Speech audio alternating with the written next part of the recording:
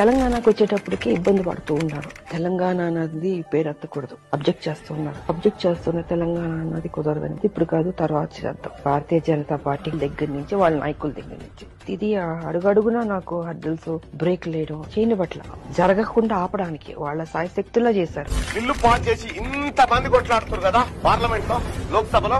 ఇందులో కేసీఆర్ లేడు. KCR pepper spray కొట్టే టైం కు లేడల్లా. తెలంగాణ రాష్ట్రం కేసీఆర్ తోని రాలేదు, सोनिया गांधी पुण्यान వచ్చింది. कांग्रेस पार्टी को भले ही इसके लिए कीमत चुकाने पड़ी, लेकिन खुद राजनीतिक नुकसान उठाकर भी तेलंगाना की स्थापना की।